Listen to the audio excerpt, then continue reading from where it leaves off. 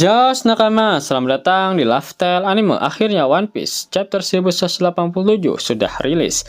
Inilah saatnya untuk mereview manga One Piece chapter 1187. Jangan lupa tinggalkan jejak jempol kaki kalian dengan like video ini ya, plus bantu sundul video ini dengan klik hype-nya ya kan. Caranya geser ke kanan kolom komentar kalian dan pencet hype-nya, gas. Jangan lupa tuliskan di kolom komentar dari kota manakah kalian menonton video ini. Kali aja ketemu jodohnya kan di sini. One Piece chapter 1187 mendapatkan judul Ring Leader, atau jika dilokalisasikan akan memiliki arti biang kerok. Cover request kali ini menggambarkan Reiju yang melindungi seekor bebek hitam yang memiliki mata dan gaya rambut seperti Sanjay dari saudara-saudaranya dan ayahnya, yang semuanya memiliki mata, gaya rambut, serta helm mirip keluarga Vinsmoke dan Judge. One Piece chapter 1187 melanjutkan pertarungan besar yang terjadi di Elbaf, tepat setelah Luffy berhasil menghantam Imu dengan pukulan dahsyat pada akhir chapter sebelumnya. Pukulan itu membuat tubuh Imu terpental jauh ke belakang. Namun, sosok misterius tersebut sama sekali belum tumbang. Bahkan sebelum jatuh, Imu langsung memanggil dua makhluk aneh berupa api hitam hidup yang dikenal sebagai Omen. Di saat yang sama, Loki yang masih berdiri di medan pertempuran mengakui bahwa serangan Luffy memang luar biasa. Meski begitu, ia merasa pukulan tersebut juga berhasil karena dirinya sudah lebih dulu melukai Imu sebelumnya. Namun kondisi Loki sendiri sudah sangat mengenaskan. Tubuhnya dipenuhi luka serius akibat pertarungan panjang melawan penguasa tertinggi pemerintah dunia itu. Luffy pun meminta Loki untuk mundur dan beristirahat, tetapi seperti biasa, sang pangeran raksasa langsung menolak. Harga dirinya tidak mengizinkannya meninggalkan pertempuran begitu saja. Di tengah percakapan mereka, dua api hitam hidup milik Imu tiba-tiba menempel pada tubuh Luffy dan Loki. Luffy terkejut karena sensasi yang dirasakannya sangat aneh. Api itu tidak terasa panas, tetapi justru menimbulkan rasa sakit yang menusuk. Sementara Loki menyadari bahwa api tersebut perlahan mulai menyebar ke seluruh tubuhnya. Tak lama kemudian Imu kembali bangkit meski sempat terkena pukulan telak. Ia terbang kembali mendekati kedua lawannya seolah tidak mengalami luka yang berarti. Bahkan Luffy sendiri mengakui bahwa melihat Imu dari jarak dekat membuatnya tampak jauh lebih mengerikan dibanding sebelumnya. Sementara itu, api hitam yang menempel pada tubuh Loki ternyata benar-benar hidup. Kedua Omen itu mulai berbicara satu sama lain dan menyatakan bahwa mereka harus menuju bagian dada Loki, tepat di lokasi luka tusukan pedang yang sebelumnya telah diterimanya. Api tersebut kemudian bergerak perlahan menuju luka tersebut. Pada saat bersamaan, Imu membuat gerakan tangan membentuk lingkaran dengan jarinya, lalu mengintip melalui celah tersebut. Di tengah lingkaran itu muncul sebuah api hitam kecil yang kemudian berubah menjadi pedang iblis baru. Teknik itu disebut stigma atau onmaken, yang secara harfiah berarti pedang iblis pendendam. Pedang api hitam itu melesat menuju dada Loki dan langsung menusuk api hitam yang menempel di tubuh sang pangeran raksasa. Untungnya sesaat sebelum serangan itu dilepaskan, Luffy sudah melompat menjauh. Namun Loki tidak seberuntung itu. Tubuhnya langsung terpental dengan kekuatan luar biasa hingga menghantam bongkahan es raksasa tempat Gunko atau Putri Shuri dibekukan. Adegan berpindah, Nami, Jinbe, Franky, dan Usopp masih berusaha membebaskan Gunko dari dalam es tersebut. Nami terus mengerahkan petirnya, sementara Jinbe dan Franky membantu mendorong bongkahan es raksasa itu. Namun hasilnya nihil, es itu sama sekali tidak bergerak.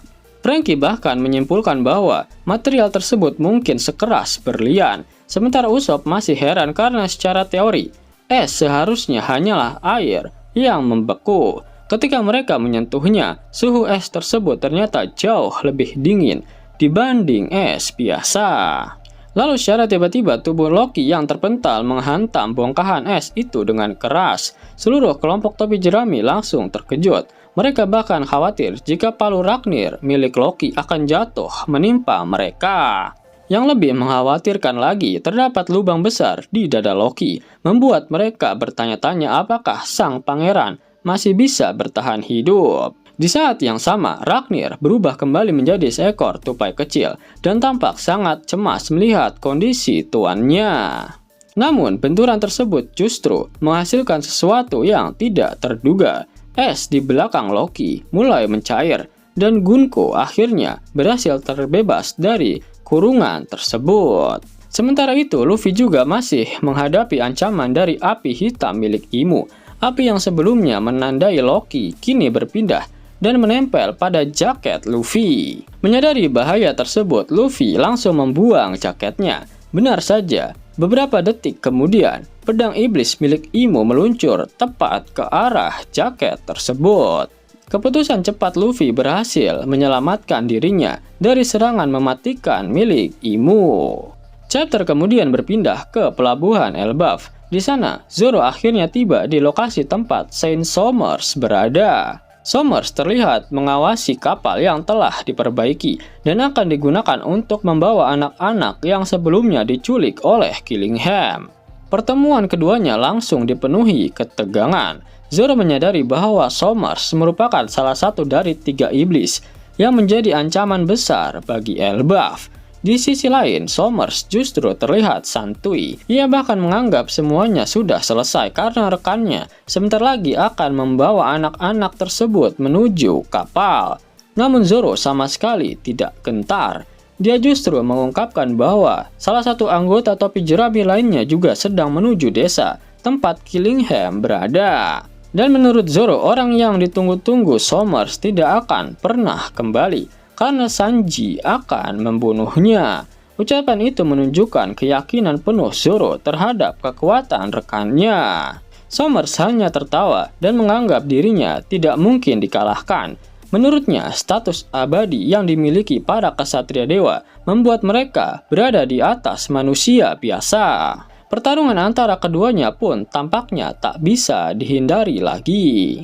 Sementara itu, di desa barat, Sanji akhirnya tiba dan melihat langsung situasi yang terjadi. Hujan deras mengguyur seluruh wilayah, seolah langit Elbaf sendiri telah robek akibat kekacauan yang berlangsung.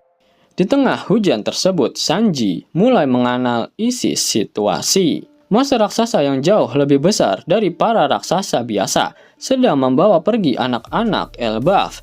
Namun anehnya, Sanji justru memutuskan untuk tidak menyelamatkan mereka secara langsung.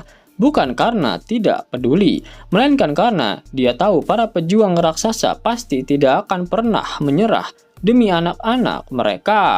Masalah berikutnya adalah keberadaan MMA Zaza, monster wanita yang membantu proses penculikan tersebut. Sebagai seorang yang memiliki prinsip untuk tidak menyakiti wanita, Sanji sama sekali tidak ingin ikut campur dalam pertarungan melawan makhluk tersebut. Namun ada satu hal yang tidak bisa dia abaikan. Dia tidak tahan melihat para ibu menangis kehilangan anak-anak mereka. Dan lebih dari segalanya, Sanji tahu siapa dalang utama dari semua kekacauan ini.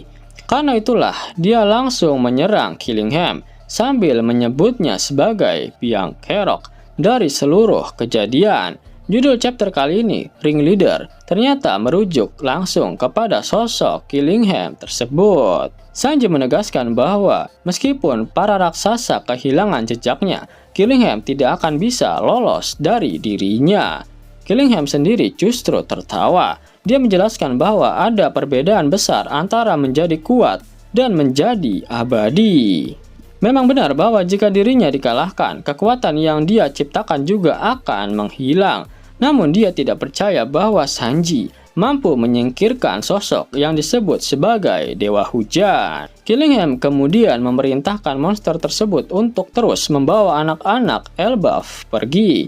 Di tengah pertempuran, Sanji mengungkap bahwa dirinya sudah mengetahui kelemahan para kesatria dewa, bukan hanya Killingham, tetapi seluruh kelompok mereka. Mendengar hal itu, Killingham malah tertarik. Dia lalu bertanya apakah Sanji memiliki Hausoku Haki, karena menurutnya hanya kekuatan seperti itulah yang mungkin dapat mengalahkan mereka. Sesaat kemudian, Killingham menyerang menggunakan trisulanya. Sanji terpental dan menghantam sebuah rumah raksasa. Di tengah rasa sakit itu, Sanji teringat percakapannya dengan Chopper Gaban. Saat itu, Gaban pernah mempertanyakan kemampuan Zoro sebagai tangan kanan seorang Yonko. Kemudian Sanji dengan percaya diri bertanya apakah dirinya juga memiliki potensi Hosoku Haki. Jawaban Gaban ternyata sangat menarik. Menurutnya Sanji memang memiliki potensi tersebut. Namun ada satu masalah besar yang menghambatnya. Sanji menyimpan rasa rendah diri yang sangat berbahaya. Gaban percaya bahwa jika Sanji benar-benar ingin membantu Luffy menjadi Raja Bajak Laut, maka dia juga harus menjadi seorang raja dalam caranya sendiri. Nasihat itu kembali terngiang di benak Sanji saat menghadapi Killingham. Sementara itu, pertarungan utama kembali berfokus pada Luffy dan Imu. Kini, Gear 5 Luffy berdiri berhadapan langsung dengan penguasa tertinggi dunia. Imu memandang Luffy dan menyebutnya sebagai Joy Boy yang akhirnya muncul kembali. Namun Luffy langsung membantahnya. Dia menolak dipanggil dengan nama siapapun selain identitasnya sendiri. Baginya, dia bukan Joy Boy. Dia adalah Monkey D. Luffy, seorang pria yang suatu hari nanti akan menjadi Raja Bajak Laut. Dan dengan tekad itu, pertarungan terbesar di Elbaf pun kembali dimulai. Terdapat hal yang sangat menarik. Imu memanggil wujud Gear 5 Luffy dengan sebutan Joy Boy, bukan Nika. Berbeda ketika Imu memanggil wujud naga Loki dengan sebutan Nidhogg, bukan sosok yang memakan buah iblis itu di masa 800 tahun yang lalu. Itu artinya apa? Sosok Luffy memang benar-benar sangat mirip dengan Joy Boy.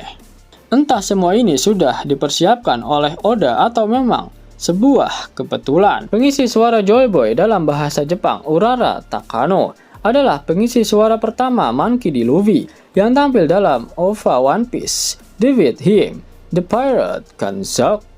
Demikian pula pengisi suara bahasa Inggrisnya Erika Schroeder adalah pengisi suara Amerika pertama Luffy yang tampil dalam sulis suara anime One Piece versi 4Kids. Apakah Luffy dan Joy Boy adalah orang yang sama atau Luffy memang berada dalam satu garis keturunan dari Joy Boy yang memang mewarisi tekad milik Joy Boy? Kemudian dalam halaman terakhir, chapter menampilkan tulisan berbahasa Inggris, Saint Nerona Imu versus Monkey D. Luffy. Pada akhir One Piece chapter 1187, Oda Sensei tak mengeluarkan kata-kata mutiaranya. Itu artinya minggu depan One Piece tidak libur. Sebelum Mimin masuk ke dalam pembahasannya, Lasker Anime yang berkolaborasi dengan Mystic Society kembali mengeluarkan kaos terbaru nih, yaitu desain Zoro dalam mode Asura loh. Keren banget pokoknya. Gak percaya? Silahkan dicek short videonya.